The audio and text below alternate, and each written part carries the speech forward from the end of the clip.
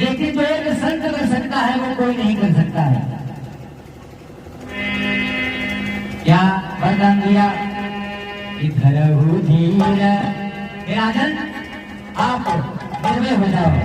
इधर हो धीर और हुई सुख चारी, हुई सुख चारी और त्रिभुवन विदित भगति है हारी।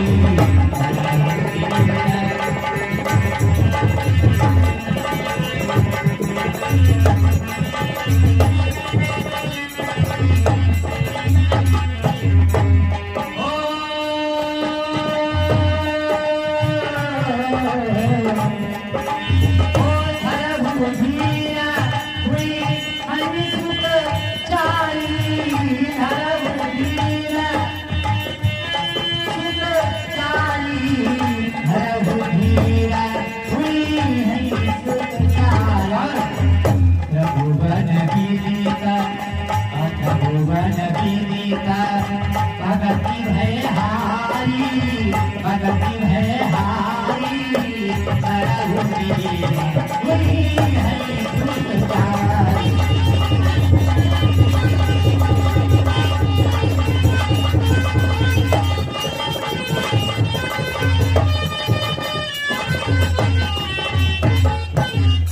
क्या वरदान दिया? इधर हो धीर हुई है सुखचारी और त्रिभुवन विदित भगति भय हारी।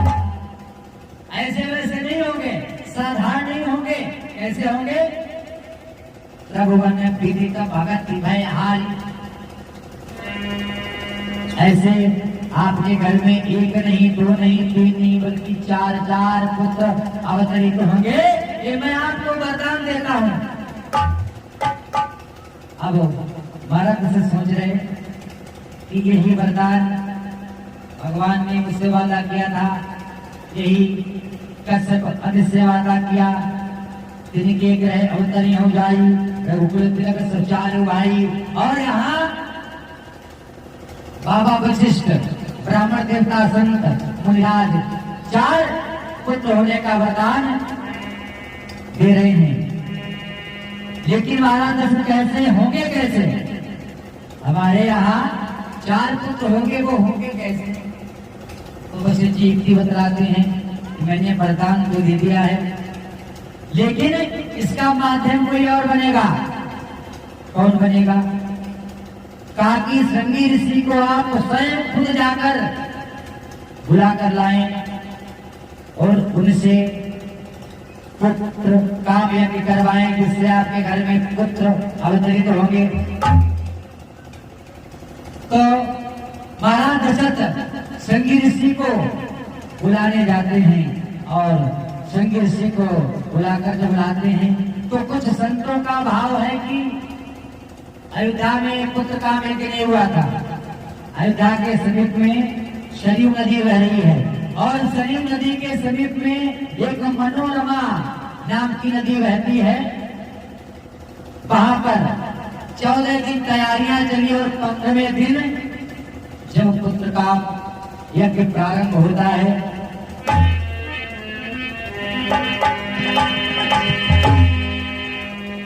रामचरितमानस में 7 प्रकार के यज्ञ हैं।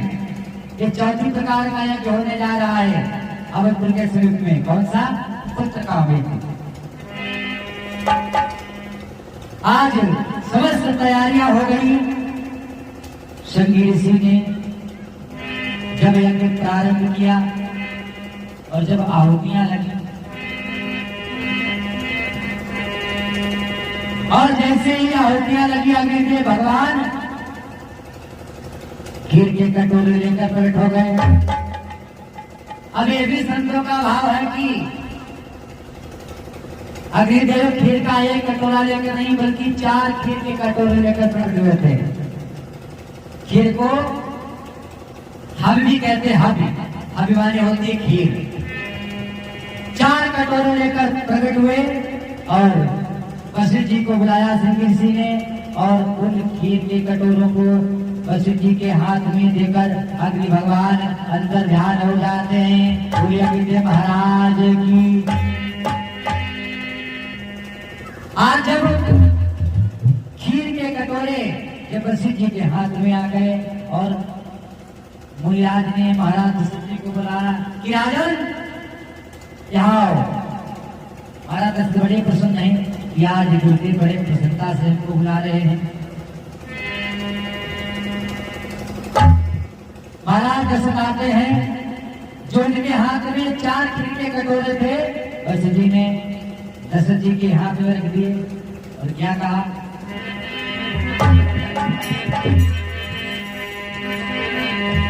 या हरि बाटी देउल बुलाई,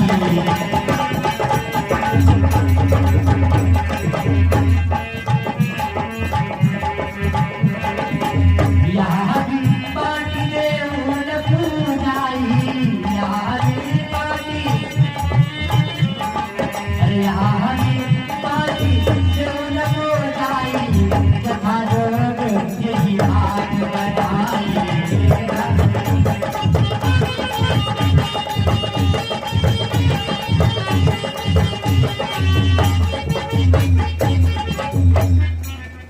राजा के हाथ में खीर दे दी।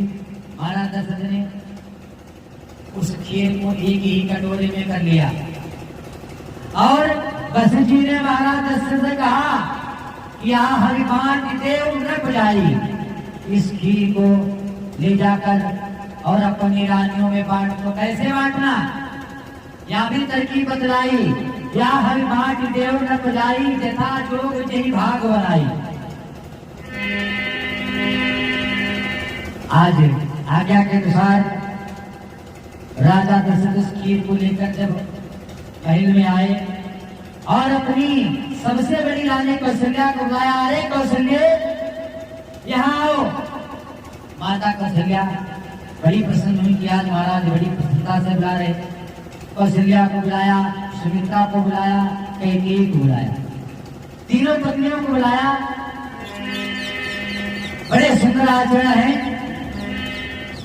गुरुदेव की आज्ञा है कि खीर को बराबर बांटना है, लेकिन अब महाराज ऐसे सोच रहे कि खीर को बांटना किस रानी से प्रारंभ करें, कौशल्या से या कैकेयी से या सुमित्रा से।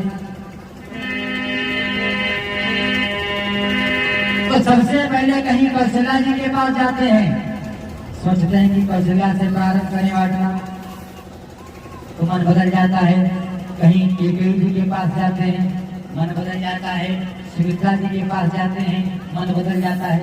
फिर कौशल्या जी के पास में आ गए और आज्ञा के अनुसार उस खीर को कैसे बांटना प्रारंभ किया, ये बाबा गोस्वामीदास जी ने लिखा है। यरद भाग और कौशल्य ही दीन्हा, यरद भाग कौशल्य ही दीन्हा, उभय भाग आधा करी दीन्हा।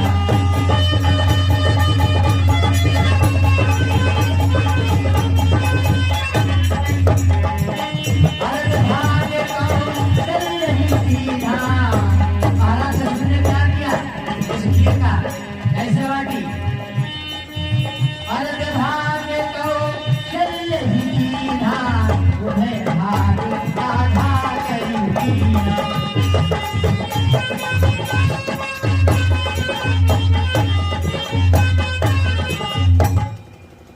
तो सबसे पहले बड़ी रानी कौशल्या से प्रारंभ किया खीर को बांटना। अर्ध भाग कौशल्य ही दीन्हा, आधा भाग किसको दे दिया, बड़ी पत्नी कौशल्या को, और उभय भाग आधा कर कीना। आधा भाग कौशल्या जी के हाथ में पहुंच गया और जो आधा भाग था उसके 2 भाग किए।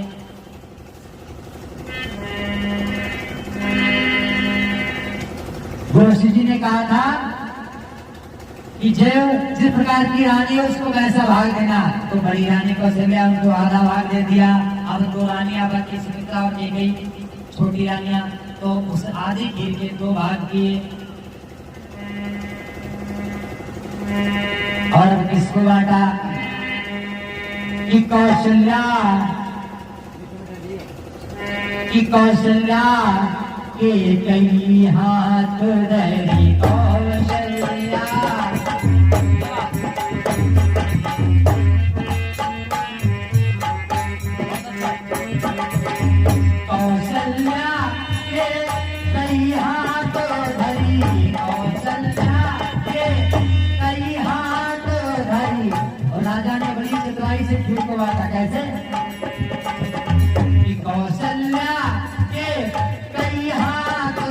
दीन सुमित्रई मन प्रसन्न करे।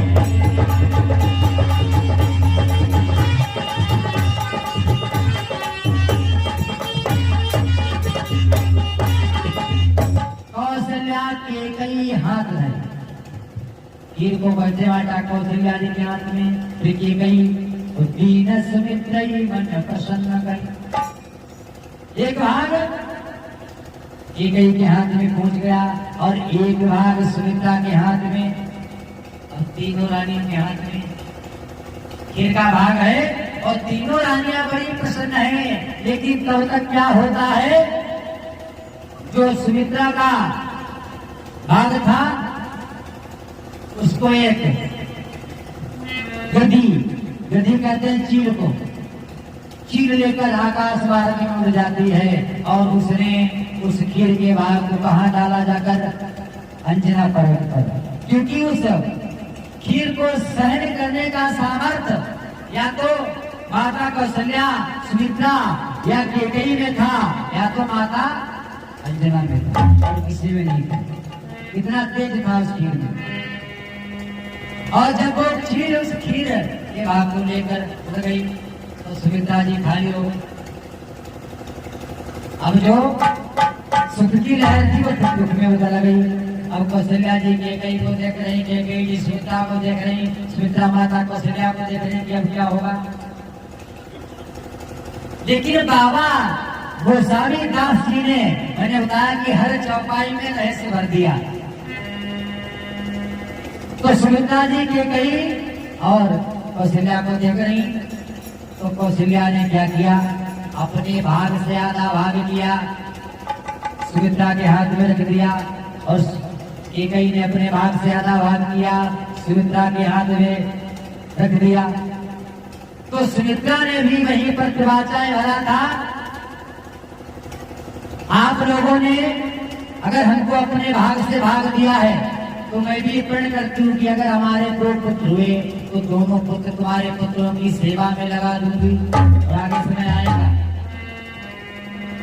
और वो गधी चील कौन थी, ये बड़ी सुंदर अप्सरा थी जिसका नाम था सुवर्चला। ये ब्रह्मा जी के दरबार लगा था और नृत्य कर रही थी, और ब्रह्मा जी बड़े मगन थे। किसी प्रकार इस सुवर्चला का नृत्य रुक गया, अवरुद्धानी रुक गई, और ब्रह्मा जी बड़े आनंदित थे। जब नृत्य रुका तो ब्रह्मा जी ने साफ दे दिया कि जा तू गधी हो जा, चील हो जा।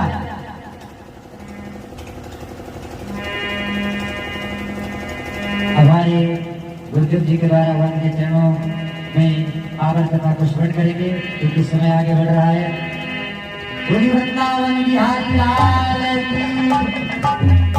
आइए सभी लोग एक बार मन और वाणी को पवित्र करने के लिए भगवान का संकीर्तन बोलेंगे। बोलो सीता सीताराम, बोलो सीता सीता